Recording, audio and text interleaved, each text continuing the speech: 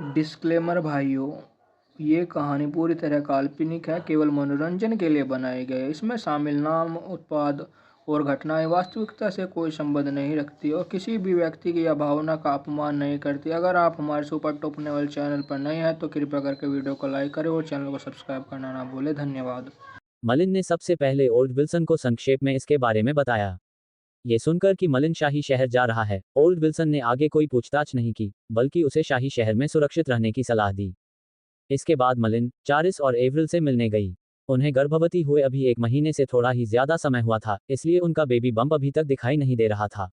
हालांकि उन्होंने पहले ही खास ध्यान दिया था क्योंकि दोनों ने ढीले कपड़े पहने हुए थे। ओल्ड विल्सन के विपरीत मलिन के विल्सन महल छोड़ने की खबर सुनकर एवरिल बेहद दुखी हुई। उसने मुंह फुला लिया और रूठ गई, जबकि चारिस चुप रही। शायद इस बार मलिन के जाने से वह गर्भ में पल रहे बच्चों को नहीं देख पाएगा। इस मामले में मलिन भी बेहद असहाय महसूस कर रहा था। वह उन्हें बार बार यही आश्वासन दे सकता था कि वह कुछ महीनों बाद विल्सन कैसल लौटने की कोशिश करेगा। एवरिल और चारिस को सांत्वना देने के बाद मलिन ने जादूगर बम्मू को कमरे में बुलाया और उन्हें कुछ बातें सावधानीपूर्वक समझाईं। बामो, इस बार तुम्हें मेरे साथ शाही शहर जाने की जरूरत नहीं है। तुम विल्सन महल में ही बस जाओ। जो भी विल्सन परिवार को धमकाने की हिम्मत करे, उसे बख्श देना। मलिन की आंखों में एक पल के लिए शीतलता झलक उठी। जादूगर बम्मू प्रसन्न तो हुआ, लेकिन साथ ही साथ उसे थोड़ी सी सिहरन भी महसूस हुई। ऐसा लग रहा था कि विल्सन परिवार मलिन के लिए अत्यंत महत्वपूर्ण था। उसे यह सुनिश्चित करना ही था कि विल्सन परिवार को कोई नुकसान न पहुंचे। स्वामी जी, कृपया निश्चिंत रहें कि मेरे साथ विल्सन परिवार की सुरक्षा किसी भी तरह से खतरे में नहीं पड़ेगी। जादूगर बम्मू को भी अपनी ताकत पर पूरा भरोसा था। लेकिन गुरुजी, फेलिंडा को ज्योतिष का बहुत अच्छा ज्ञान है। ज्योतिष के बारे में मेरे सीमित ज्ञान को देखते हुए मुझे डर है कि जल्द ही यह स्पष्ट हो जाएगा कि मैं उसे ज्योतिष के बारे में और अधिक जानकारी नहीं दे पाऊंगा। जादूगर बम्मू कुछ उदास लग रहा था। उसका ऐसा व्यवहार इसलिए था क्योंकि स्वयं 7वें स्तर का जादूगर होने के बावजूद वह फेलिंडा को सिखाने में सक्षम नहीं था, जो कि प्रवेश स्तर की जादूगरनी भी नहीं मानी जा सकती थी। हालांकि मंत्र विद्या, औषधि निर्माण और रसायन विद्या, ये सभी मंत्र रचना के समान थे। पर्याप्त अध्ययन के बिना कोई भी सामान्य मंत्रज्ञ इन्हें समझ नहीं पाएगा। यह मुद्दा दरअसल मलिन के दिमाग में आया ही नहीं। आखिरकार रूनोलॉजी एक जटिल और गहन अध्ययन का क्षेत्र था। केवल जादूगर बम्मू के भरोसे फेलिंडा को यह सब सिखाना संभव ही नहीं था। ऐसा प्रतीत होता था कि वह केवल डार्क मैजिक क्षेत्र से रेनोलॉजी के कुछ व्यवस्थित ज्ञान का आदान प्रदान कर सकता था और फिर उसे फेलिंडा को अध्ययन के लिए सौंप सकता था। ये जादूगर बम्मू के शिक्षण से कहीं बेहतर होता। रेनोलॉजी के ज्ञान के आदान प्रदान के बारे में सोचते हुए मलिन को उन बच्चों की याद आई जिनमें जादूगरी की क्षमता थी और जिन्हें काले वस्त्रधारी बूढ़े व्यक्ति ने भर्ती किया था। ये सुनिश्चित करने के लिए कि वे विल्सन कबीले के साथ विश्वासघात न करें, उन्हें अनुबंध पत्रों के माध्यम से नियंत्रित करना आवश्यक था। उसे डार्क मैजिक क्षेत्र से कुछ अनुबंध पत्र प्राप्त करने थे। मैं इस मामले को गंभीरता से लूंगा। इस बार शाही शहर से लौटने के बाद मैं डार्क मैजिक रीजन में वापस जाऊंगा और रेनोलॉजी जादू टोने से संबंधित कुछ ज्ञान प्राप्त करने के लिए सौदेबाजी करूंगा। जादूगर बम्मू ने सिर हिलाया। मलिन ने ध्यानपूर्वक सोचा और अब समझाने के लिए कुछ नहीं बचा था। जादूगर बम्मू के विल्सन महल में होने से उसे बहुत राहत मिली। इसलिए वह सीधे नाग महादूत के घर की ओर चल पड़ा। जादूगर मलिन, क्या आपने सब कुछ व्यवस्थित कर लिया है? स्नैक एल्डर पहले से ही तैयार था। उसके पीछे 2 बदसूरत जादूगर, जादूगर हेस्ब्रो और जादूगर सैक्रा थे, जिन्हें 8वें राजकुमार ने भेजा था। ये सभी पांचों मलिन का इंतजार कर रहे थे। नागवंशी को पूरी तरह तैयार देखकर मलिन ने भी सिर हिलाया। हाँ, सब कुछ व्यवस्थित हो गया है। चलिए अब चलते हैं। इसलिए 6 लोगों का समूह 3 डिब्बों में सवार होकर धीरे धीरे प्रकाश सिटी से रवाना हो गया। Dot dot dot. वह एक शांत रात थी। केवल अलाव की सरसराहट की आवाज ही सुनाई दे रही थी।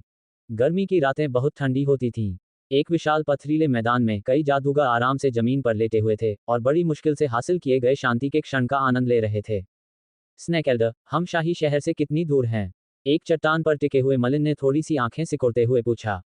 वह स्नैक एल्डर और अन्य लोगों के साथ लगातार 10 दिनों तक यात्रा कर चुका था, फिर भी शाही शहर उससे बहुत दूर लग रहा था। नाग बुजुर्ग ने धीरे से कुछ सूखी लकड़ियां अलाव में डाली और धीमी आवाज में कहा, लगभग 10 या उससे अधिक दिनों की यात्रा। शाही शहर प्रकाश शहर से बहुत दूर है। दिन रात लगातार चलने पर भी बहुत समय लगेगा। मलिन, नाग देवता और अन्य लोग पिछले 10 दिनों से दिन रात लगातार यात्रा कर रहे थे। आज ही उन्होंने एक रात का विश्राम किया है और कल वे अपनी यात्रा फिर से शुरू करेंगे। मलिन ने जादूगर हेस्ब्रो और जादूगर सैक्रा की ओर देखा। दोनों सड़क पर चुपचाप खड़े थे, एक शब्द भी नहीं बोल रहे थे।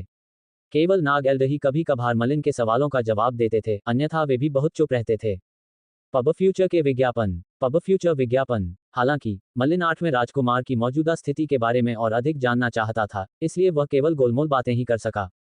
स्नेक एल्डर, क्या राजपरिवार में कई राजकुमार हैं? नागवंशी ने मलिन को घूर कर देखा। आग की रोशनी नागवंशी के चेहरे पर चमक रही थी, खासकर उसकी गर्दन पर मौजूद हरे रंग के शल्कों पर, जिससे नागवंशी का रूप थोड़ा भयावह लग रहा था। नाग बुजुर्ग ने उत्तर दिया, राजपरिवार में कई राजकुमार हैं, लेकिन सिंहासन के लिए प्रतिस्पर्धा करने वाले कुछ ही राजकुमार हैं। महामहिम 8वें राजकुमार सबसे योग्य राजकुमारों में से एक हैं। इन कुछ दिनों में मलिन को पता चला कि ब्लैक मून राज्य के शाही परिवार में केवल वही लोग सिंहासन के उत्तराधिकारी बनने के योग्य होते हैं जिनके पास जादूगर की क्षमता होती है।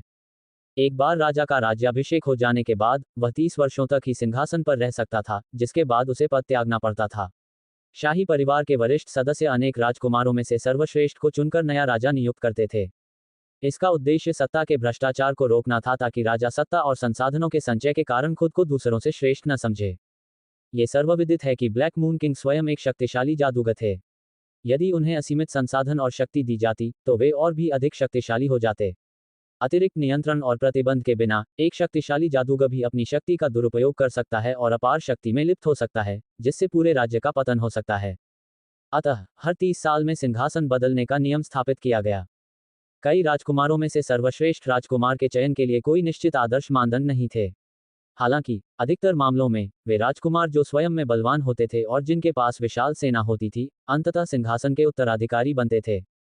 8वें राजकुमार की बात करें तो जाहिर है वह सिंहासन के लिए दावेदारी कर रहा था, क्योंकि मौजूदा राजा के पदत्याग में 5 साल से भी कम समय बचा था। यह आश्चर्य की बात नहीं थी कि सभी राजकुमार अपनी सेनाओं का बेतहाशा विस्तार कर रहे थे। 8वें राजकुमार ने तो अल्पाइन नाग जाति के लोगों को भी अपनी सेवा में भर्ती कर लिया था। तो अब 8वें राजकुमार के लिए सबसे बड़ा खतरा कौन सा दूसरा राजकुमार है? मलिन ने सीधे सीधे पूछ लिया। वह जानता था कि 8वें राजकुमार के लिए और भी खतरे होंगे। अन्यथा जादूगर लियो पर इतना ध्यान देना और इतनी बेसब्री से उसकी वफादारी की तलाश करना असंभव था। मलिन को यह भी आभास हो गया था कि 8वें राजकुमार की स्थिति बहुत आशाजनक नहीं थी। निश्चित रूप से कोई ऐसा जादूगर नहीं होगा जो उसकी चिंताओं को दूर करने और उसके पक्ष में स्थिति को बदलने में उसकी मदद कर सके। इसलिए 8वें राजकुमार ने मन ही मन आशा की कि जादूगर लियो ही वह शक्तिशाली जादूगर बन सकता है जो उसके पक्ष में आकर स्थिति को बदल सके और सब कुछ संभाल सके। नाग बुजुर्ग ने कुछ क्षण विचार किया, फिर धीमी आवाज में कहा, जब तक हम शाही शहर पहुंचेंगे, मलिन के सवालों के जवाब स्वाभाविक रूप से मिल जाएंगे। इसलिए छिपाने जैसा कुछ नहीं है। फिलहाल केवल 3 राजकुमार हैं जो 8वें राजकुमार महामहिम के लिए सबसे बड़ा खतरा हैं। वे हैं चौथा राजकुमार, 9वां राजकुमार और 13वां राजकुमार। मलिन ने चुपके से यह जानकारी अपने मन में याद कर ली। जब वह शाही शहर पहुंचेगा तो ये जानकारी उसके लिए उपयोगी साबित हो सकती है। स्विश, ठंडी हवा का एक झोंका आया और उसने अलाव को बुझा दिया। जमीन पर उगी कुछ घासों से सरसराहट की आवाज भी सुनाई दी। पब फ्यूचर विज्ञापन। कौन है भाई? अचानक एक जोरदार चीख ने रात के सन्नाटे को तोड़ दिया। ये 2 बदसूरत जादूगरों की आवाज थी जो नाग देवता के अधीनस्थ थे। पूरी रात वे एक सुनसान जगह पर छिपे हुए थे और शिविर के बाकी लोगों पर कड़ी नजर रख रहे थे। बदसूरत जादूगरों की आवाजें सुनकर नाग देवता और अन्य लोग तुरंत सतर्क हो गए। मलिन ने भी अपनी आंखें सिकुड़ी और चुपचाप अपनी मानसिक शक्ति का प्रयोग किया। धड़ाम धड़ाम 2 दबी हुई आवाजें सुनाई दी, जिसके बाद 2 शरीर मलिन और बाकी लोगों के सामने जोर से गिरे। चौंकाने वाली बात यह थी कि वे स्नेक एल्डर के 2 बदसूरत अधीनस्थ थे। उन दोनों बदसूरत जादूगरों के चेहरे के भाव अत्यंत आश्चर्य से भरे थे। उनकी मृत्यु का कारण भी स्पष्ट था, उन्हें किसी जादू से नहीं, बल्कि एक ऐसी शुद्ध शक्ति ने मारा था जिसने उनके आंतरिक अंगों को चकनाचूर कर दिया था। मलिन और बाकी लोग तुरंत सतर्क हो गए। वे दोनों बदसूरत जादूगर शक्तिशाली मंत्र प्रबंधक नहीं थे। ज्यादा से ज्यादा वे केवल तीसरे स्तर के जादूगर थे, लेकिन एक शक्तिशाली ताकत ने उन्हें चुपके से मार डाला। ये वाकई एक रहस्यमय घटना थी। सावधान रहें, हमें नहीं पता कि यह कौन है। नाग देवता ने तुरंत जोर से चिल्लाकर मलिन और बाकी लोगों को चेतावनी दी। इसके बाद वे चारों तुरंत एक घेरे में इकट्ठा हो गए और चारों ओर सतर्कता से नजर रखने लगे। उनकी मानसिक शक्ति लगातार पूरे क्षेत्र की निगरानी कर रही थी। उनकी नजरों से एक भी हलचल नहीं बच सकती थी। स्विश, एक और हवा चली और शाखाओं और इस क्षण मलिन की आंखें अचानक चौड़ी हो गईं और वह बुदबुदाया, कोई यहाँ है। वूश वूश वूश, मलिन की आवाज बंद होते ही रात के अंधेरे से 4 आकृतियां अचानक प्रकट हुईं। उनमें 3 पुरुष और 1 महिला थी। तीनों पुरुष लंबे थे, उनके चेहरे पर गंभीर भाव थे और उन्होंने भूरे रंग के जादूगरों के वस्त्र पहन रखे थे। वह लड़की देखने में काफी अजीब लग रही थी। उसकी शक्ल सूरत अपरिपक्व लग रही थी, बिल्कुल 11 या 12 साल की बच्ची जैसी। उसका शरीर भी दुबला पतला था और उसने लाल रंग का टाइट फिटिंग वाला चमड़े का पहनावा पहना हुआ था, जो देखने में बेहद प्यारा और मनमोहक लग रहा था। हालांकि मलिन को इस प्यारी सी छोटी लड़की से एक भयंकर और खतरनाक आभा महसूस हुई, जो हर समय मुस्कुराती रहती थी, खासकर उसकी आंखों से, जिनमें कभी कभी ठंडक की झलक दिखाई देती थी, जिससे मलिन और भी सतर्क हो गया। हे, तुम्हें ढूंढना आसान नहीं था, लेकिन आखिरकार मैंने तुम्हें ढूंढ ही लिया। उस प्यारी सी छोटी बच्ची के हाथों में एक विशाल हथौड़ा था, जो उसके कद काठी से बिल्कुल मेल नहीं खाता था और देखने में बेहद हास्यास्पद लग रहा था। हथौड़े को देखते हुए मलिन ने जमीन पर पड़े दो बदसूरत जादूगरों पर नजर डाली, जिनकी छाती थोड़ी धंसी हुई थी। अचानक उसके दिमाग में सब कुछ स्पष्ट हो गया। क्या तुमने उन्हें मार डाला? मलिन ने आंखें सिकोड़कर शांत भाव से पूछा। स्विश! उस छोटी बच्ची की निगाहें तुरंत मलिन की ओर मुड़ गईं। हे, सच में, मैंने ही उन्हें मारा है। वे दोनों बहुत कमजोर थे। मैंने उन्हें बस थोड़ा सा छुआ और वे मर गए। कितने कमजोर थे? छोटी बच्ची ने मासूमियत से मलिन की ओर देखा, अपने होंठ सिकोड़े और अपना सिर थोड़ा सा झुकाया। अगर जमीन पर दो लाशें न होती, तो कोई भी यह विश्वास नहीं करता कि यह प्यारी सी बच्ची इतनी क्रूर और खतरनाक हो सकती है। भेड़िया लड़की जेलेना, तुम चौथे राजकुमार की प्रजा हो। स्नेक एल्डर का चेहरा उदास था। वह उस नन्ही बच्ची को घृणा से घूर रहा था, जो बेहद नफरत भरी लग रही थी। क्या चौथा राजकुमार इतना हताश है कि वह बेशर्मी से आठवें राजकुमार की प्रजा पर अत्याचार कर रहा है? नाग बुजुर्ग की निगाहें वुल्फगल जेलेना के पीछे के परिवेश का इस तरह से जायजा ले रही थी, मानो रात के अंधेरे में अभी भी कोई छिपा हो। हे, नागू के मुखिया, आप पर्वतीय नागों के कबीले के नेता हैं। दुर्भाग्य से आपने आठवें राजकुमार का साथ देकर गलत पक्ष चुन लिया है। मुझे डर है कि इस बार आपके पर्वतीय नागों के कबीले का विनाश होना तय है। कितना अफसोस की बात है। वुल्फगल जेलेना लगातार हंस रही थी। उसका चेहरा मासूम लग रहा था, लेकिन उसके मुंह से निकले शब्द वाकई चौंकाने वाले थे। हालांकि वुल्फगल जेलेना ने सीधे तौर पर यह स्वीकार नहीं किया कि उसे चौथे राजकुमार ने भेजा था, लेकिन उसके हावभाव और विचारों की अभिव्यक्ति से इसे मौन स्वीकृति ही माना जा सकता है। अब ब्लैकमून राज्य के शाही परिवार के भीतर संघर्ष वास्तव में बढ़ गया था। विजार्ड हेस्ब्रो और विजार्ड सैक्रा के चेहरे पीले पड़ गए। दोनों ने स्नेक एल्डर की ओर देखा और धीमी आवाज में कहा, स्नेक एल्डर, हम भी 4 लोग हैं। जरूरी नहीं कि वे हमें यहाँ रोक कर रखें। वास्तव में दूसरी तरफ भी उनमें से 4 थे। हालांकि जेलेना थोड़ी रहस्यमयी लग सकती है, लेकिन उसकी तुलना केवल 5वें स्तर के जादूगर से ही की जा सकती है। स्नेक एल्डर और अन्य भी कमजोर जादूगर नहीं थे, इसलिए वे उनसे डरते नहीं।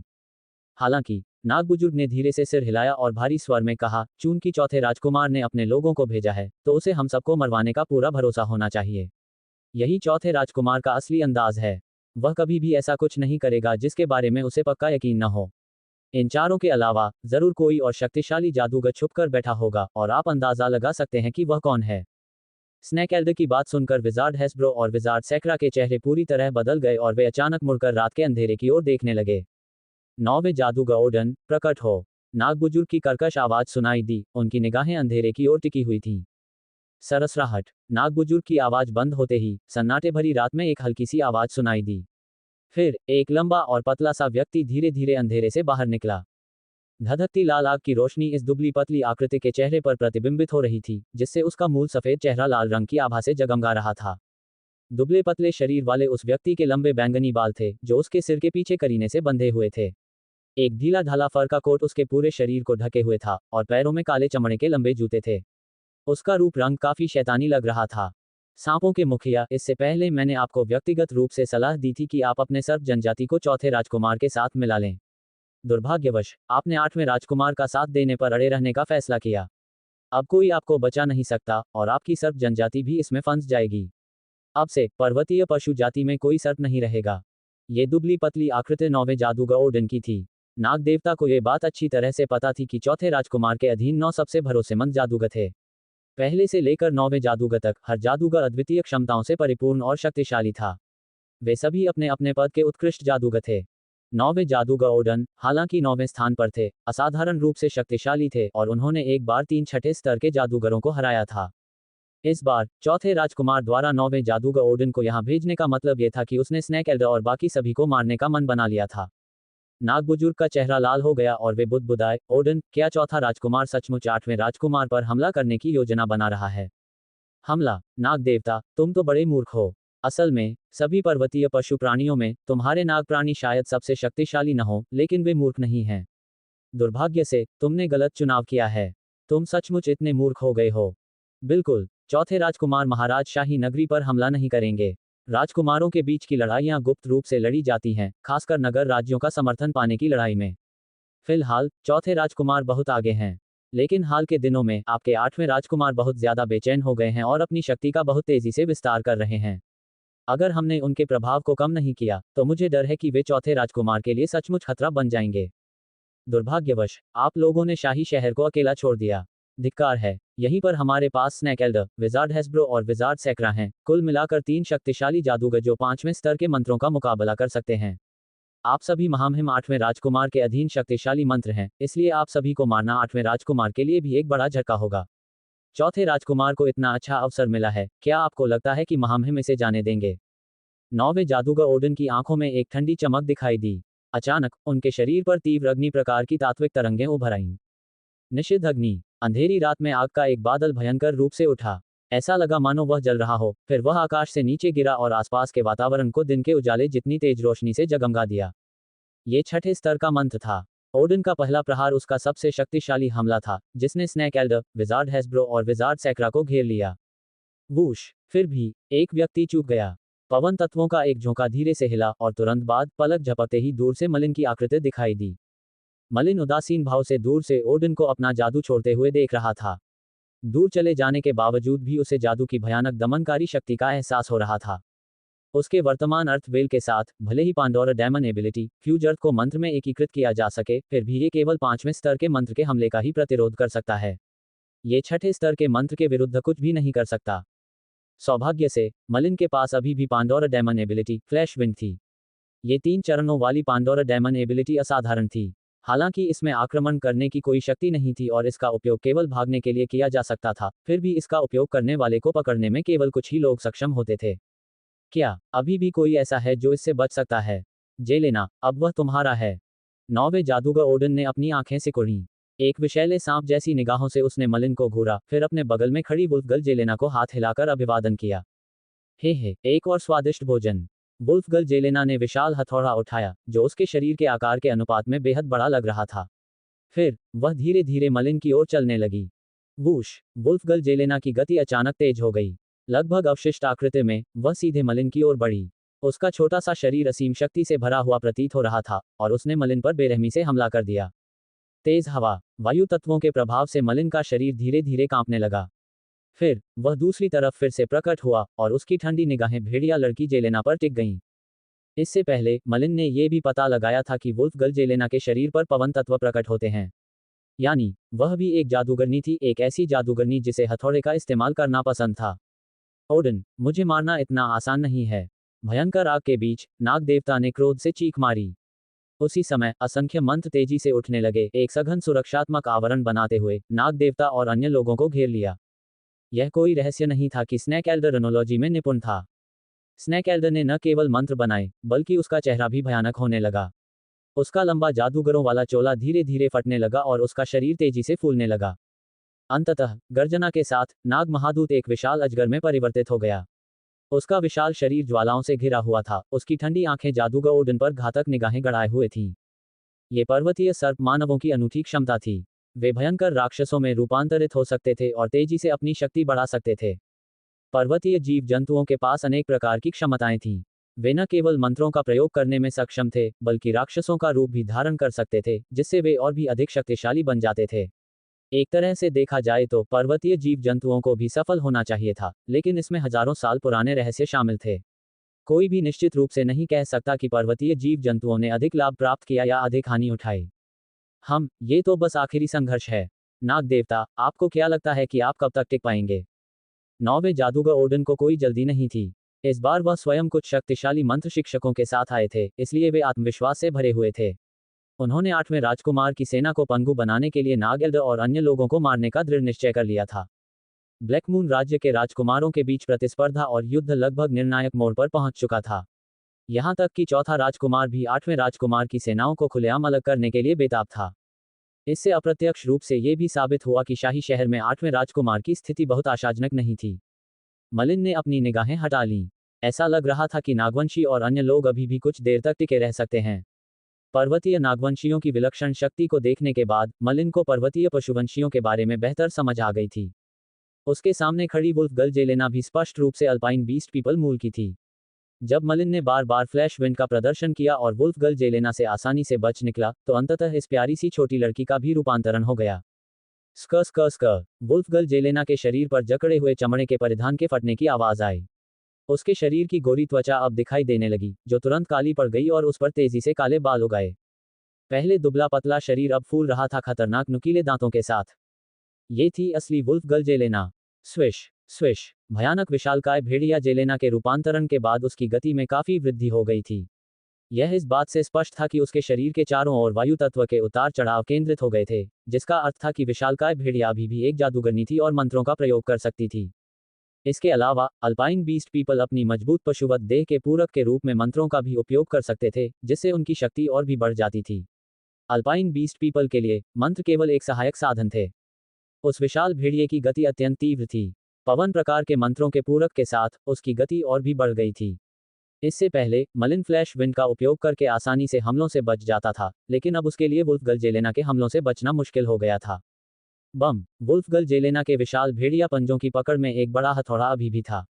इसने अपनी पूरी ताकत से नीचे की ओर प्रहार किया और अर्थ वेल को चकनाचूर कर दिया, जो पांडोरा डेमन एबिलिटी फ्यूज अर्थ के साथ एकीकृत था। हालांकि मलिन फ्लैश विंड के साथ बच निकला, फिर भी उसका शरीर भूकंप से प्रभावित था, उसे हल्की फुल्की चोटें आई थीं। इस बार मलिन को भी थोड़ा गुस्सा आया। ये पहली बार था जब उसे अपमानित होना पड़ा था। अरे यार, वुल्फ गर्ल, देखते हैं पहले कौन मरता है। मलिन ने भागना बंद कर दिया। पलक झपकते ही उसके शरीर पर एक काली धुंध छा गई, जिसने तुरंत वुल्फ गर्ल जेलेना को ढक लिया। उसी समय मलिन के सामने फायरी कोलैप्स भी प्रकट हुआ, जिसकी पीली लौ से ऐसी शक्ति निकल रही थी कि लोग कांप उठते थे। जेलेना के पूरे शरीर से हिंसक और रक्तरंजित जीवन शक्ति निकल रही थी। अंधेरे में घिर जाने के बाद उसने एक जोरदार दहाड़ भी मारी, लेकिन आवाज जल्द ही बंद हो गई। वूश, मलिन की आकृति पल भर में अंधेरे में समा गई। जेलेना चाहे कितनी भी शक्तिशाली क्यों न हो, उसकी मानसिक शक्ति केवल 5वें स्तर के जादूगर के बराबर ही थी। मलिन की अंधकार में लहर का सामना करना उसके लिए असंभव था।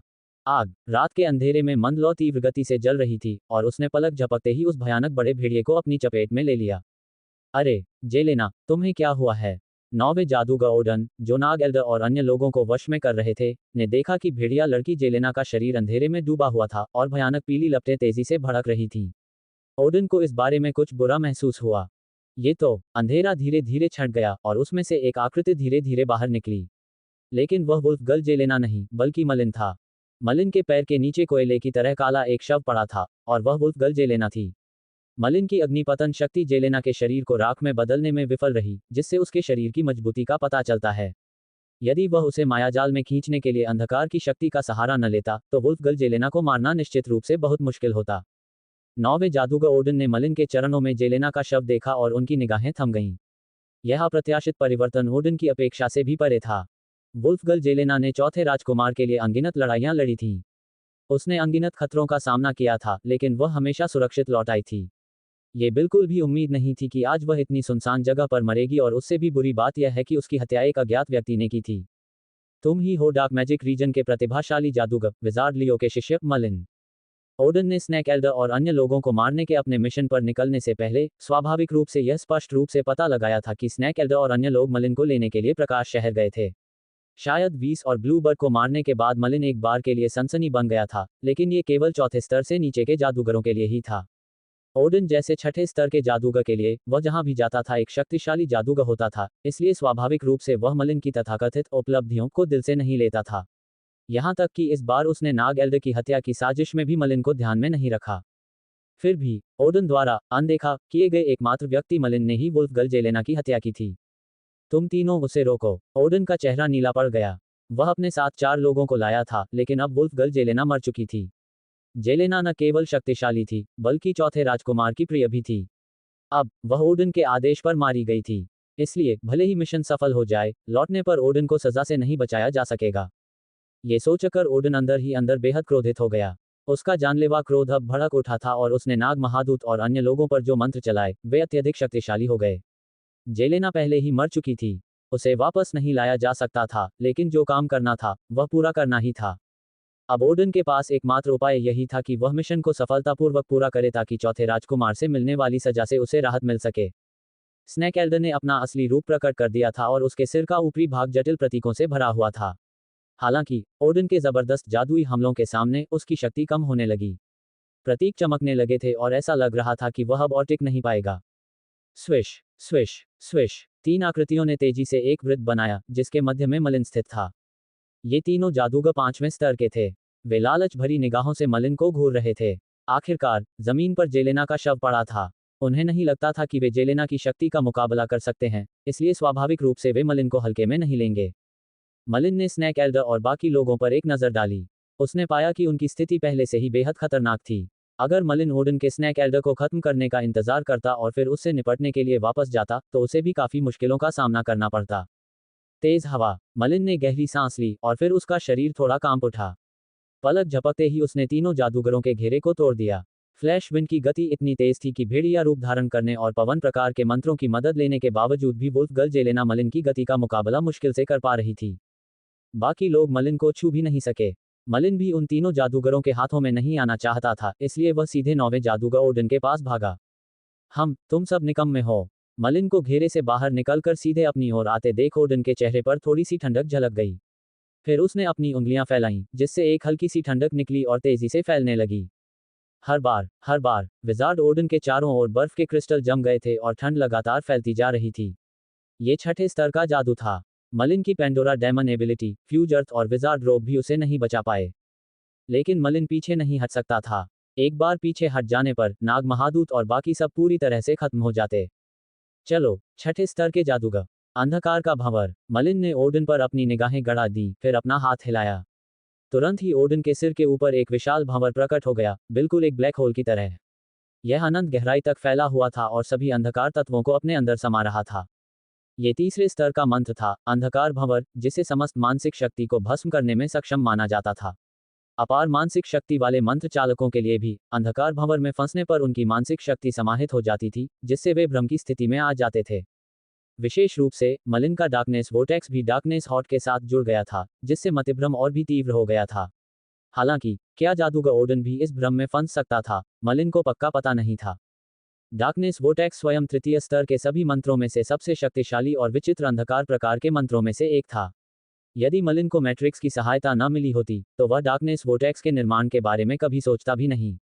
हालांकि डार्कनेस वोर्टेक्स के निर्माण के बाद इसकी शक्ति भी भयावह हो गई, खासकर मलिन के डार्कनेस हॉट के साथ जुड़ने के बाद, जहां यह और भी अधिक भयानक हो गई। डार्कनेस वोर्टेक्स के प्रकट होते ही इसने अपने आसपास के डार्कनेस एलिमेंट्स को तेजी से निगलना शुरू कर दिया, और इससे भी महत्वपूर्ण बात यह है कि इसने मंत्रों का प्रयोग करने वालों की मानसिक शक्ति को भी नष्ट कर दिया। हालांकि मन की शक्ति अदृश्य थी, फिर भी अंधकार का भंवर उसे निगल सकता था। नाग एल्डर और अन्य, साथ ही 9वें जादूगर ओडन, जो सबसे निकट स्थित थे, सभी अंधकार के भंवर से प्रभावित हुए। उन्हें ऐसा महसूस हुआ जैसे उनकी मन की शक्ति उनके शरीर से जबरदस्ती छीन ली गई हो, और यह अनुभूति अत्यंत दर्दनाक थी। डार्कनेस वोर्टेक्स के नष्ट होने के साथ ही मूल डार्कनेस वोर्टेक्स, जिसका व्यास मात्र 1 मीटर था, तेजी से फैलने लगा। पलक झपकते ही ये 10 मीटर व्यास तक फैल गया, यहां तक कि 9वें जादूगर ओडन को भी अपने भीतर समा लिया। अच्छा अवसर है, भयंकर पतन। मलिन ने जरा भी संकोच नहीं किया और उग्रता से फायरी कोलैप्स को प्रज्वलित कर दिया। अचानक पीली लौ पल भर में आग की बारिश में बदल गई, जो डार्कनेस वोर्टेक्स की ओर उड़ती हुई गई और उसे तेजी से सफेद रंग में रंग दिया। ये पहली बार था जब मलिन का सामना 6ठे स्तर के जादूगर से हुआ था, और वह भी एक शक्तिशाली 6ठे स्तर के जादूगर से। 9वें जादूगर ओडन का मुकाबला कोई भी औसत 6ठे स्तर का जादूगर नहीं कर सकता था। हर बार अचानक पहले मंद लौ पलक झपकते ही ठंड से जम गई। फिर उस विशाल अंधकार के भंवर से एक आकृति लड़खड़ाते हुए बाहर निकली, और वह 9वां जादूगर ओडन था, जिसकी मानसिक शक्ति लगातार अंधकार के भंवर द्वारा अवशोषित हो रही थी। आखिरकार जादूगर ओडन 6ठे स्तर का जादूगर था और उसकी मानसिक शक्ति प्रबल थी। मलिन का अंधकार भंवर उसे केवल भ्रम में ही डाल सका। हालांकि भ्रम में डूबे रहने के दौरान भी 9वें स्तर का जादूगर ओडन अग्निपतन की भीषण गर्मी को सहने में सक्षम रहा। कितना भयानक! वूश। स्नैक एल्डर और बाकी लोग जल्दी से मलिन के पास पहुंचे। स्नैक एल्डर ओडन को सबसे अच्छी तरह जानता था। उसने मलिन के कान में फुसफुसाते हुए कहा, जादूगर मलिन, मुझे उम्मीद नहीं थी कि तुम्हारे अंधकार प्रकार के मंत्र इतने शक्तिशाली हो जाएंगे कि ओडन भी कुछ पल के लिए मायाजाल में फंस जाएगा। हालांकि ओडन को मारना आसान नहीं है। शायद तुम्हें पता नहीं है कि 9वें जादूगर ओडन की सबसे शक्तिशाली तरकीब उसके रक्षात्मक मंत्र थे। उसके पास पेंडोरा दानव की क्षमता भी है, जो उसके मंत्रों में समाहित है। इसलिए वह हर समय रक्षात्मक मंत्रों से सुरक्षित रहता है। एक 7वें स्तर का जादूगर था जिसने ओडन से लड़ाई की। अंत में वह उसे नुकसान तक नहीं पहुंचा सका। हम उसे मारना चाहते हैं, लेकिन यह वास्तव में बहुत मुश्किल है। पता चला कि ओडिन का रिकॉर्ड वाकई शानदार था। वह चौथे राजकुमार के आसपास के सबसे शक्तिशाली जादूगरों में से एक था। 9वें जादूगर के रूप में ओडिन की अपनी ताकत शायद उतनी अधिक नहीं थी, लेकिन उसे मारना सबसे कठिन था और साथ ही वह सबसे ज्यादा परेशान करने वाला भी था। क्या सच में सबसे परेशान करने वाला और जिसे मारना सबसे मुश्किल है ऐसा जादूगर? शायद ये सच न हो। मलिन के होठों पर हल्की सी मुस्कान थी और उसकी आंखें बिना किसी संकोच के ओडिन को घूर रही थीं। ओडिन को मारना दूसरों के लिए मुश्किल हो सकता था क्योंकि उसे हमेशा जादू टोने से सुरक्षा प्राप्त थी। हालांकि मलिन एक डार्क विजार्ड था जो अंधकार से संबंधित मंत्रों में निपुण था। डार्कनेस वोटेक्स ने पहले ही ओडिन को एक भ्रम में डाल दिया था। हालांकि यह क्षणिक ही था, लेकिन ओडिन के लिए इसे एक बड़ा खतरा मानने के लिए काफी था। जिस क्षण वह माया के वश में आया, वह मंत्रों का जाप करने में असमर्थ हो गया। यदि माया थोड़ी देर और बनी रहती, तो उसके द्वारा किए गए मंत्र को कितनी देर तक कायम रखा जा सकता था। ओडिन को पहले कोई नुकसान नहीं हुआ क्योंकि उसने रक्षात्मक मंत्र और पांडोरा डेमन एबिलिटी का प्रयोग किया था। इसके अलावा मायाजाल में बिताया गया समय बहुत कम था, इसलिए मलिन का फायरी कोलैप्स जादूगर ओडिन के रक्षात्मक मंत्रों और पांडोरा डेमन एबिलिटी को भेद नहीं सका। हालांकि ओडिन को मलिन की क्षमताओं पर पूरा भरोसा नहीं था। अगर वह लंबे समय तक मायाजाल में फंसा रहता तो ये बहुत खतरनाक हो सकता था। इसलिए ओडिन के चेहरे पर एक अवर्णनीय भाव था। वह कोई निर्णय नहीं ले पा रहा था। मलिन का चेहरा गंभीर था जब उसने नाग महापुरुष से कहा, सांप महापुरुष, जैसे ही मैं हमला करो कहूं, तुम सब एक साथ हमला करोगे। हम अपनी पूरी ताकत से हमला करेंगे और ओडिन को मार डालेंगे। मलिन ने अपनी बात छिपाई नहीं, ओडिन ने भी उसे सुन लिया। ओडिन का चेहरा अचानक बदल गया। वह पहले भी डार्कनेस वोटेक्स का अनुभव कर चुका था। जब उसकी मानसिक शक्ति को निगल लिया जाता था और उसे एक भ्रम में धकेल दिया जाता था, तो वह बेहद सतर्क हो जाता था। बहुत खूब, जादूगर मलिन। हम शाही शहर में फिर मिलेंगे। ओडिन ने मलिन की आंखों में गहराई से देखा। फिर वह अन्य 3 जादूगरों को लेकर तेजी से मुड़ा और वहां से भाग गया। कुछ ही देर में वे रात के अंधेरे में पूरी तरह गायब हो गए। 9वें जादूगर ओडिन ने अपने पीछे जमीन पर झुलसे हुए युद्ध के निशान छोड़कर विदा ले ली। मलिन का चेहरा गंभीर था। वह उस दिशा में घूर रहा था जिधर जादूगर ओडिन और उसके साथी गायब हो गए थे। सच तो यह है कि पिछली लड़ाई में वह वास्तव में नुकसान में था। अगर लड़ाई जारी रहती तो शायद उसे कोई बढ़त हासिल ही न होती। लगता है मेरी क्षमताएं अभी भी पर्याप्त नहीं हैं। अपनी सर्वोत्तम स्थिति में भी मैं 6ठे स्तर के जादूगर से मुश्किल से ही मुकाबला कर सकता हूं। मलिन ने पहले सोचा था कि एक बार जब वह अपना डार्कनेस वोटेक्स नामक अंधकार प्रकार का मंत्र बना लेगा, तो 6ठे स्तर के अधिकांश जादूगर उसके लिए कोई योग्य प्रतिद्वंद्वी नहीं रह जाएंगे। लेकिन अब ऐसा लग रहा था कि यह बात पूरी तरह सच नहीं थी। डार्कनेस वोटेक्स वास्तव में शक्तिशाली था, खासकर तब जब मलिन को डार्कनेस हॉट से शक्ति प्राप्त होती थी। ये जादूगर की आत्मा को निगल सकता था, जिससे वे एक भ्रम में पड़ जाते थे। फिर भी अंधकार का भंवर एक प्रकार का मतिभ्रम पैदा करने वाला काला जादू था, और कई जादूगर जब 6ठे स्तर पर पहुंच जाते थे तो वे मानसिक शक्ति के एक विशाल स्तर को प्राप्त कर लेते थे। इसलिए उन्हें भ्रम में फंसाना मुश्किल था।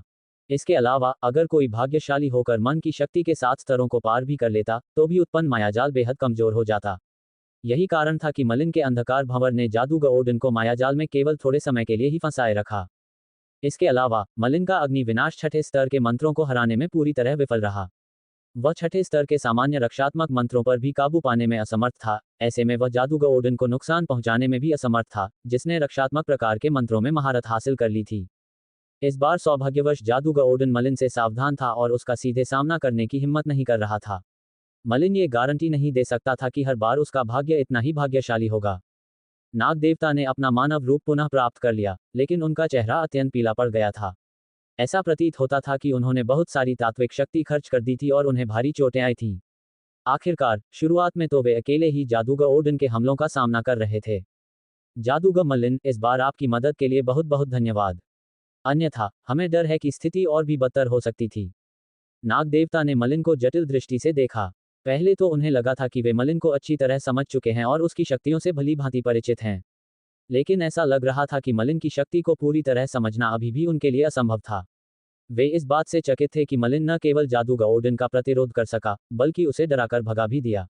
ये कहना गलत नहीं होगा कि यह उपलब्धि किसी साधारण जादूगर के बस की बात नहीं थी। ओडिन के चले जाने के बावजूद मलिन ने अपनी सतर्कता कम करने का साहस नहीं किया। उसने धीमी आवाज में कहा, वे भले ही कुछ समय के लिए चले गए हों, लेकिन कोई नहीं जानता कि वे अपना इरादा बदल देंगे या नहीं। बेहतर होगा कि हम जल्दी करें और अपने रास्ते पर चलें। नाग प्रधान और अन्य लोगों ने सहमति में सिर हिलाया। यदि चौथे राजकुमार ने ओडिन को उनके पास भेजा होता, तो राजकुमारों के बीच संघर्ष चरम सीमा तक बढ़ गया होता। वास्तव में शाही शहर में स्थिति और भी बदतर हो सकती थी। इस शाही शहर की यात्रा के बाद आगे क्या होगा, यह कोई नहीं जानता था। अगले कुछ दिनों तक मलिन और नाग जाति ने अपनी सारी ऊर्जा अपनी यात्रा पर केंद्रित कर दी। चूंकि अब उन्हें उन दो बदसूरत जादूगरों को सहन नहीं करना था, इसलिए नाग जाति के मुखिया और उनके लोग अपने उड़ने के मंत्रों का उपयोग कर सकते थे। मलिन के पास भी एक उड़ने की क्षमता वाला यंत्र था जिससे वह उनके साथ चल पाता था, लेकिन इसमें बड़ी मात्रा में मौलिक क्रिस्टल पत्थरों की खपत होती थी। रास्ते में मलिन को अल्पाइन बीस्ट पीपल के बारे में बेहतर समझ मिली। विशेष रूप से भेड़िया लड़की जेलेना की गति और ताकत ने उस पर गहरा प्रभाव छोड़ा।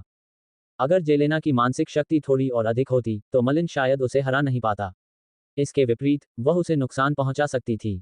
एक बार जब पर्वतीय दानव अपने असली रूप में बदल जाते हैं तो उनमें से प्रत्येक के पास अद्वितीय शक्तियां आ जाती हैं। हालांकि पर्वतीय जीव जंतुओं की संख्या बहुत कम थी। उदाहरण के लिए सर्प जनित लोगों की संख्या लगभग 3000 ही थी, जो एक छोटे कबीले के भरण पोषण के लिए भी मुश्किल से पर्याप्त थी। वे वास्तव में बहुत ही दुर्लभ थे।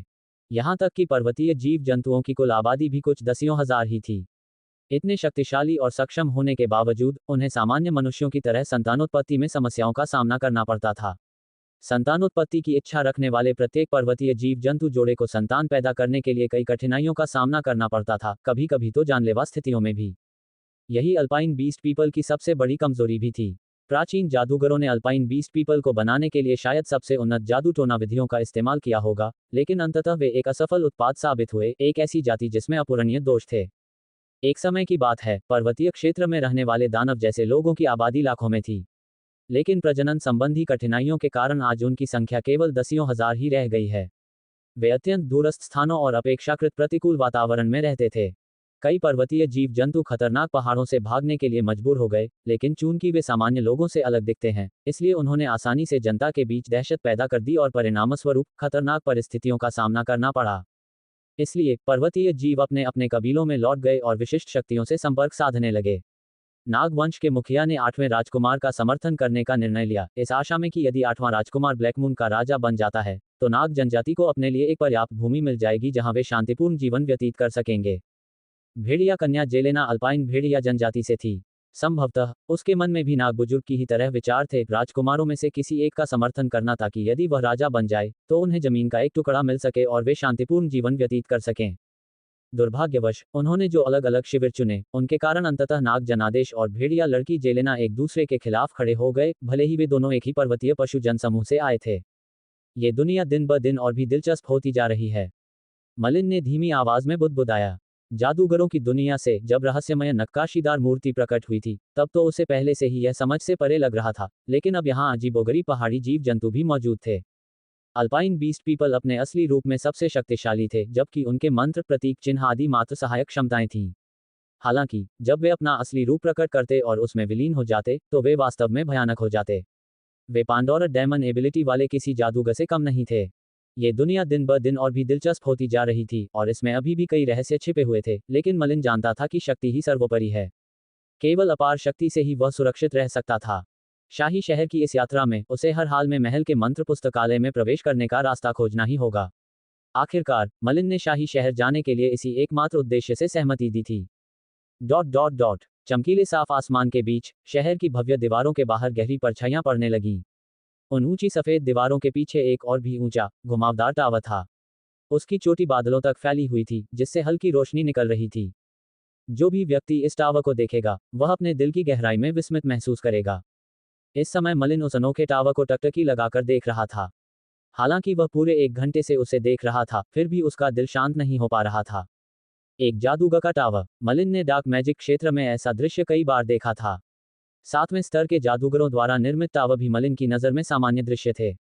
ये ध्यान में रखते हुए कि डार्क मैजिक क्षेत्र मंत्रों के ज्ञान में निपुण जादूगरों का संगठन था, वहां मौजूद सभी टावर मंत्रों के ज्ञान की पराकाष्ठा थे।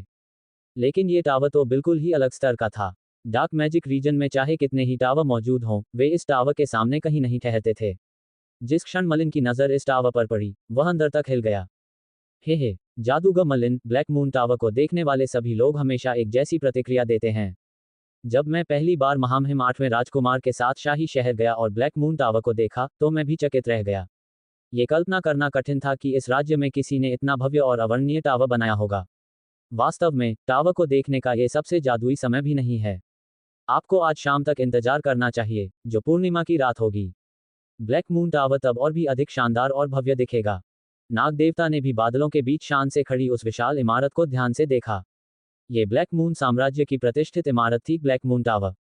ब्लैक मून टावर को देख पाना नाग देवता और उनके लोगों के लिए इस बात का प्रतीक था कि उनकी लंबी दिन रात की यात्रा आखिरकार उन्हें शाही शहर तक ले आई है।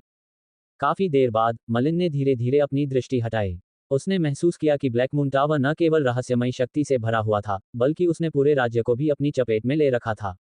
ऐसा लग रहा था मानो वह राज्य का हृदय और केंद्र बिंदु हो। ब्लैक मून टावर ने मलिन को एक असामान्य तनाव का एहसास कराया। मलिन की चेतना के सागर में फ्लेम मैक्सिम हमेशा शांत स्वभाव का रहा था। अब ब्लैक मून टावर के पास उसे दमन का स्पष्ट एहसास हो रहा था। फ्लेम मैक्सिम वह शक्ति थी जो महान जादूगर निकोला की थी। एक तरह से फ्लेम मैक्सिम महान जादूगर निकोला की गहरी समझ का प्रतिनिधित्व करती थी। महान कलाकार निकोला की ज्वालाओं के प्रति गहरी समझ। अफसोस की बात है कि भले ही ज्वाला का मूल मंत्र एक ही हो, लेकिन विभिन्न महान जादूगरों की महारत के स्तर में निश्चित रूप से अंतर था। ओफ्लेस जैसे अंधकार के महान जादूगर जैसे उपाधियों वाले महान जादूगरों के लिए अंधकार के महान जादूगर की उपाधि से सम्मानित होना इस बात का प्रतीक था कि उन्होंने अंधकार की अद्वितीय समझ और अंधकार तत्व पर पूर्ण महारत हासिल कर ली थी। इस प्रकार उपाधियां प्राप्त करने वाले महान जादूगर वास्तव में असाधारण शक्तियां रखते थे। वे किसी शक्तिशाली देवता को निर्वासित कर सकते थे या किसी भी लोक पर विजय प्राप्त कर सकते थे। इस समय मलिन की ज्वाला मैक्सिम को ब्लैक मून टावर द्वारा दबाया जा रहा था। यह अप्रत्यक्ष रूप से ब्लैक मून टावर के असाधारण प्रभाव के बारे में बहुत कुछ बताता है। जब से मलिन को फ्लेम मैक्सिम प्राप्त हुआ था, तब से यह पहली बार था जब इसे दबाया गया था। इसी वजह से मलिन के दिल में एक हल्की सी घबराहट हुई और वह ब्लैक मून टावर के बारे में बहुत उत्सुक हो गया। उसने नाग गुरु से पूछा, हे नाग गुरु, इस ब्लैक मून टावर को किस जादूगर ने बनवाया है? देखने में तो यह असाधारण लग रहा है। नाग गुरु ने मलिन पर एक हल्की सी नजर डाली और गहरी सांस ली। ब्लैक मून टावर किसने बनवाया, ये सवाल तो सबसे पुराने जादूगर को भी नहीं पता, उन्होंने शांत भाव से जवाब दिया। लेकिन ये black moon tower black moon साम्राज्य द्वारा नहीं बनवाया गया था। यह मोल्टा साम्राज्य का अवशेष है। ब्लैक मून टावर में रहस्यमयी शक्तियां हैं। राज्य के कुछ महान जादूगर टावर का अध्ययन करने के लिए अंदर गए और उन्होंने पाया कि ब्लैक मून टावर की शक्ति का आह्वान करके पूरे शाही शहर की रक्षा की जा सकती है, जिससे ये किसी भी प्रकार के हमले से अप्रभावित हो जाता है। हालांकि यह उस रहस्यमयी शक्ति से संबंधित है जिसे हम समझ नहीं सकते। फिर भी ब्लैक मून टावर की वजह से ही शाही शहर पूरी तरह सुरक्षित है। चाहे कितने ही महान जादूगर यहाँ इकट्ठा हो जाएं, वे शाही शहर के लिए कोई खतरा पैदा नहीं कर सकते। अफवाहों के अनुसार ब्लैक मून टावर में आक्रमण की इतनी प्रबल शक्ति है कि महान जादूगर भी उसका सामना नहीं कर सकते। ब्लैक मून टावर की शक्ति का आह्वान करने की यही कीमत है। शायद ये समझना बहुत मुश्किल है। मलिन को ब्लैक मून टावर की क्षमताओं की सामान्य समझ प्राप्त हुई। चूंकि यह मोल्टा साम्राज्य से विरासत में मिला था, इसलिए यह संभव था कि इसे किसी शक्तिशाली महान जादूगर ने छोड़ा हो। पूरे शाही शहर को ढककर उसे अभेद्य बनाना स्पष्ट रूप से प्रकृति की शक्तियों का प्रयोग था। ऐसी शक्तियां जिन पर केवल महान जादूगरों का ही नियंत्रण था। ब्लैक मून टावर का संबंध निश्चित रूप से मोल्टा साम्राज्य के किसी शक्तिशाली जादूगर से था। ब्लैक मून टावर में ज्वाला सिद्धांत के दमन के बारे में सोचते हुए मलिन को अचानक टावर में प्रवेश करने और उसका अध्ययन करने की तीव्र इच्छा हुई। हालांकि ब्लैक मून टावर शाही परिवार, विशेष रूप से 8वें राजकुमार का सबसे गुप्त केंद्र था। उसमें प्रवेश करने का कोई अवसर नहीं था। मलिन केवल सपना ही देख सकता था। जादूगर मलिन, शाही शहर में स्थिति बहुत जटिल है। आइए हम 8वें राजकुमार महामहिम से मुलाकात करें। ब्लैक मून साम्राज्य का शाही शहर स्वाभाविक रूप से अधिकांश शहरों की तुलना में अधिक व्यस्त था। चाहे मलिन ब्लैकवाटर सिटी में हो, फ्लोटिंग सिटी में हो या कुर्दमानसिला द्वीप समूह में, ये सभी स्थान उसके सामने स्थित शाही शहर की तुलना में कम व्यस्त थे। विशेष रूप से शाही शहर एक ऐसा शहर था जहां सामान्य लोग और जादूगर एक साथ रहते थे, जिसके परिणामस्वरूप एक अलग ही दृश्य देखने को मिलता था। सड़कों पर जादूगर विभिन्न रंगों के वस्त्र पहने अपने अपने काम में लगे रहते थे और सामान्य लोग उन्हें देखकर अप्रभावित प्रतीत होते थे। कुछ जादूगर ऐसे भी थे जिनका रूप रंग पर्वतीय राक्षसी लोगों की तरह विचित्र और विकृत था, लेकिन उनमें भी किसी की जिज्ञासा नहीं थी। स्पष्टतः अधिकांश लोग उनसे अभ्यस्त हो चुके थे। फिर भी मलिन ने शाही शहर पर बस लापरवाही से एक नजर डाली। इस समय वह अपनी चेतना में फ्लेम मैक्सिम का अवलोकन करने में मग्न था। शाही शहर के बाहर मलिन ने ब्लैक मून टावर द्वारा ज्वाला मैक्सिम को दबाने का अनुभव किया था। संभवतः ब्लैक मून टावर में कोई रहस्यमयी शक्ति थी जो ज्वाला मैक्सिम को दबाने में सक्षम थी। इसलिए मलिन को डर था कि कोई बदलाव हो सकता है, इसलिए वह ज्वाला सिद्धांत पर बारीकी से ध्यान दे रहा था। सौभाग्यवश हालांकि शाही शहर में प्रवेश करने के बाद ज्वाला मैक्सिम का दमन बढ़ गया था, लेकिन मैक्सिम में कोई बदलाव नहीं हुआ और वह उसकी चेतना में मौन बना रहा। शाही शहर में कहीं से भी विशाल ब्लैक मून टावर साफ दिखाई देता था। मलिन बार बार ब्लैक मून टावर की ओर देखता रहता था, क्योंकि उसे उससे निकलने वाली दमनकारी शक्ति का आभास होता था। स्नेक एल्डर ने पहले कहा था कि ब्लैक मून टावर में एक से अधिक महान जादूगर निगरानी रख रहे हैं। आखिरकार, ये ब्लैक मून साम्राज्य के शाही परिवार की नींव के रूप में कार्य करता था। शहर में एक से अधिक महान जादूगरों की निगरानी से वे शाही शहर पर किसी भी हमले से बचाव करने में सक्षम होंगे। इसके अलावा, विशाल ब्लैक मून टावर की मौजूदगी के कारण कोई भी जादूगरों का संगठन या जादूगर शाही शहर पर हमला करने की हिम्मत नहीं करता था। यहाँ तक कि अभिमानी और घमंडी ओज़मू ने भी कभी शाही शहर में कदम नहीं रखा था। स्नेक एल्डर और बाकी लोग गलियों से होते हुए आगे बढ़े और एक खामोश सफर के बाद एक भव्य और आलीशान हवेली में पहुंचे, जिसकी कड़ी सुरक्षा की जा रही थी। हवेली के बाहर कुलीन रक्षक सतर्कता से पहरा दे रहे थे और कभी कभी जादूगर अपनी मानसिक शक्ति से अंदर से छानबीन करते थे। जैसे ही मलिन और बाकी लोग हवेली की ओर बढ़े, शक्तिशाली मानसिक शक्ति की कई धाराएं निर्भीकता से मलिन पर प्रवाहित हुईं। इस मानसिक शक्ति का अधिकांश भाग छठे स्तर के जादूगर की मानसिक शक्ति के बराबर था। यहाँ सुरक्षा व्यवस्था बहुत कड़ी है। मलिन ने ऐसे भौहें चढ़ाई मानो वह हवेली के भीतर किए जा रहे मानसिक शक्ति परीक्षण से नाखुश हो। ये सच था कि कोई भी जादूगर अपनी मानसिक शक्ति का खुलेआम इस्तेमाल करते हुए दूसरे जादूगरों को नाराज कर सकता था। कभी कभी तो इस वजह से गलतफहमियां भी पैदा हो सकती थीं। नाग बुजुर्ग ने जल्दी से कहा, जादूगर मलिन, कृपया अभी धैर्य रखें। 8वें राजकुमार का महल पहले ऐसा नहीं था। ऐसा लगता है कि इन दिनों 8वें राजकुमार की स्थिति कुछ नाजुक है, इसीलिए सुरक्षा इतनी कड़ी है। बेशक, मलिन समझ गया था कि स्नेक एल्डर का क्या मतलब है, इसलिए उसने सिर हिलाया। मुझे आशा है कि मैं महामहिम 8वें राजकुमार से जल्द मिल सकूंगा। बहुत खूब, कृपया एक पल रुकिए, जादूगर मलिन। 8वें राजकुमार से मिलने के बाद, हम आपको उनसे मिलने के लिए आमंत्रित करेंगे। इसके साथ ही, स्नेक एल्डर, विजार्ड हेस्ब्रो और विजार्ड सैक्रा जल्दी से हवेली के बैठक कक्ष में चले गए और मलिन को एक एकांत हॉल में छोड़ दिया। हॉल में बारीक नक्काशी वाली मूर्तियां थीं। ये नक्काशी हुबहू नकल थी, कोई भी देखकर बता सकता था कि ये किसी उस्ताद की रचनाएं हैं। मानव आकृतियां इतनी सजीव थीं कि मलिन को अपने द्वारा प्राप्त रहस्यमय नक्काशीदार मूर्तियों की याद आ गई। बहुत समय बीत चुका था और उसके पास केवल 4 नक्काशीदार मूर्तियां ही थीं। फिलहाल, उसके शारीरिक गुण उत्तम थे, लेकिन उन 4 नक्काशीदार मूर्तियों को बनाने में लगने वाला समय बहुत लंबा था, इसलिए उसके शरीर का विकास रुक गया था। मलिन जानता था कि 4 से अधिक रहस्यमय नक्काशीदार मूर्तियां थीं। हालांकि, मलिन को ये सभी मूर्तियां संयोगवश मिली थीं, और जानबूझकर उन्हें ढूंढना उसके लिए चुनौतीपूर्ण होगा। कुछ क्षण बाद, मलिन को लगा कि उस पर नजर रखने वाली मानसिक शक्ति की धाराएं गायब हो गई हैं। उन्हें अवश्य ही यह एहसास हो गया होगा कि मलिन से कोई खतरा नहीं है, और इसलिए उन्होंने जासूसी बंद कर दी। अब जब कोई उसे छुपकर नहीं देख रहा था, तो मलिन को सुकून मिला। करने को कुछ और न होने के कारण उसने अपनी आंखें बंद कर लीं और वह काम करने लगा जो वह शायद ही कभी करता था, मन की शक्ति का ध्यान।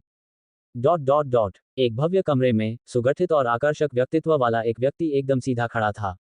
उसके सिर से कंधों तक लंबे लहराते बाल फैले हुए थे और उसका गोरा चेहरा गरिमा से परिपूर्ण था। हालांकि, उसकी आंखों में असीम गहराई थी, मानो उनमें कोई अलौकिक शक्ति समाई हो, और किसी की भी हिम्मत नहीं होती थी कि वह सीधे उसकी ओर देखे। ये शालीन और सुरुचिपूर्ण व्यक्ति, उत्तम वस्त्रों से सुसज्जित 8वां राजकुमार था। उसके सामने, स्नेक एल्डर, हेस्ब्रो और सैक्रा, 3 जादूगर, सिर झुकाए खड़े थे।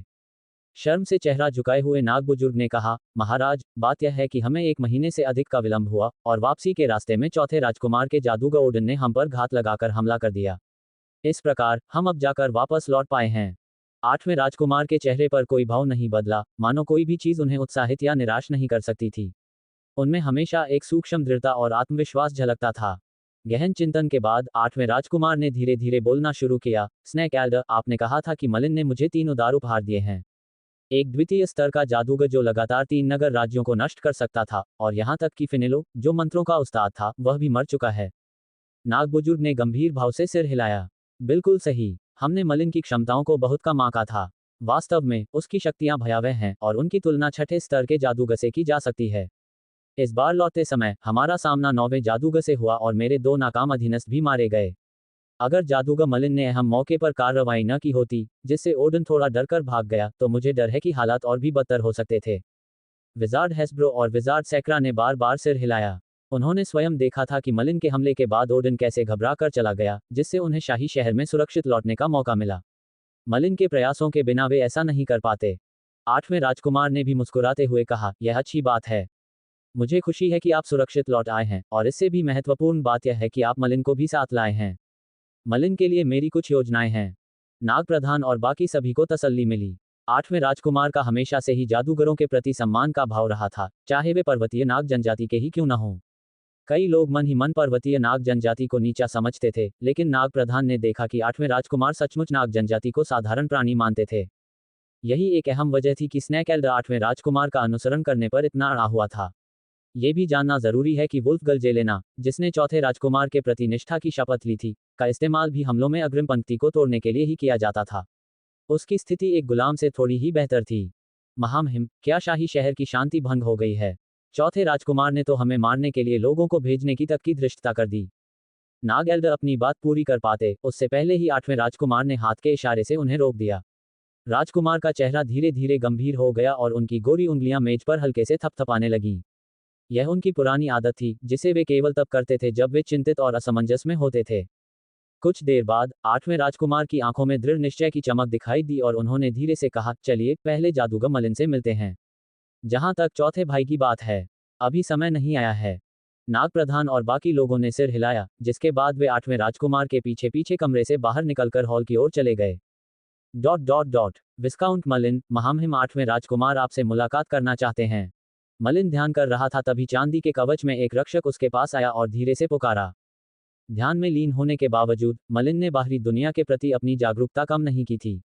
इसलिए उसने जल्दी से अपनी आंखें खोलीं और चांदी के कवच वाले रक्षक की ओर देखते हुए शांत स्वर में कहा, रास्ता दिखाओ। इसके बाद मलिन चांदी के कवच वाले रक्षक के पीछे पीछे चलते हुए हवेली के विशाल हॉल में प्रवेश कर गया। हॉल के अंदर अच्छी रोशनी थी और सब कुछ साफ दिखाई दे रहा था। कुल 4 लोग थे, जिनमें से 3 स्नैक एल्डर, विजार्ड हेस्ब्रो और विजार्ड सेक्रा थे, जिन्हें मलिन पहचानता था। केंद्र में एक दुबला पतला और आकर्षक कुलीन व्यक्ति बैठा था, जिसके चेहरे के भावों को समझना असंभव था। इसमें कोई संदेह नहीं था कि यह आठवां राजकुमार था। मलिन ने तुरंत ही कुलीन वर्ग के शिष्टाचार का पालन करते हुए आठवें राजकुमार के सामने झुककर प्रणाम किया। आखिरकार डार्क मैजिक क्षेत्र का जादूगर होने के अलावा वह अब विस्काउंट भी था, ब्लैक मून साम्राज्य का एक कुलीन व्यक्ति। आठवें राजकुमार, माननीय राजसी महाराज, मैं अतीत में स्नैक एल्डर को विल्सन कैसल भेजने और विल्सन कबीले को एक विपत्ति से बचाने के लिए आपका धन्यवाद करता हूं। आठवें राजकुमार के इरादे चाहे जो भी रहे हों, स्नैकी को भेजने का उनका कृत्य एल्डर ट्रूली ने विल्सन कबीले की रक्षा की और उन्हें जादूगरों के आक्रमण से बचाया। मलिन अपनी सच्ची कृतज्ञता व्यक्त कर रहा था। आठवें राजकुमार के चेहरे पर हल्की सी मुस्कान आई और उन्होंने गर्मजोशी से कहा, विस्काउंट मलिन, स्नैक एल्डर और बाकी लोगों को विल्सन महल भेजना तो बस एक छोटा सा प्रयास था, आपके 3 उदार उपहार कहीं अधिक मूल्यवान हैं। मलिन जानता था कि आठवां राजकुमार तारान शहर, गुइनोमी शहर और फान्या शहर का जिक्र कर रहा था। मलिन ने अपनी यात्रा के दौरान इन तीनों स्वतंत्र नगर राज्यों के जादूगरों का नरसंहार किया था, जिससे वे आठवें राजकुमार के प्रति निष्ठा की शपथ लेने के लिए बाध्य हो गए थे।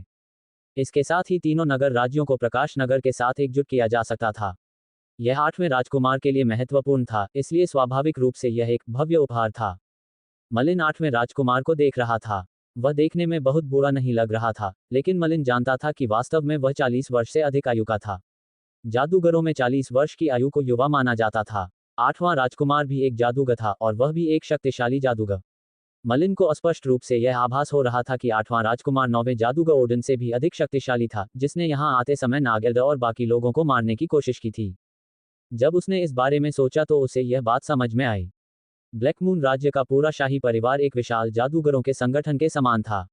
शाही परिवार के राजकुमार के रूप में, जो सिंहासन के लिए प्रतिस्पर्धा कर रहा था, उसकी जादूगरी प्रतिभा भला कैसे कमजोर और साधारण हो सकती थी। इस प्रकार, भले ही उनकी आयु मात्र 40 वर्ष थी, आठवें राजकुमार पहले से ही 6ठे स्तर के जादूगर थे। ये बात अन्य लोगों के लिए अकल्पनीय लग सकती है, लेकिन शाही परिवार के राजकुमार के लिए यह बिल्कुल सामान्य बात थी। हालांकि, इससे अप्रत्यक्ष रूप से यह पता चला कि ब्लैक मून शाही परिवार की विरासत ऐसी थी जिसकी तुलना डार्क मैजिक रीजन से कहीं नहीं की जा सकती थी। महामहिम महाराज ने स्नैक एल्डर और बाकी लोगों को विल्सन कैसल भेजा था। स्वाभाविक रूप से, मैं महाराज की इस कृपा को नहीं भूलूंगा। लेकिन, महाराज ने बिना किसी कारण के विल्सन कबीले की रक्षा के लिए उन लोगों को तो नहीं भेजा होगा। जैसे ही उसने बात की, मलिन ने अपनी आंखें सिकोड़ लीं और बिना पलक झपकाए आठवें राजकुमार की ओर देखा।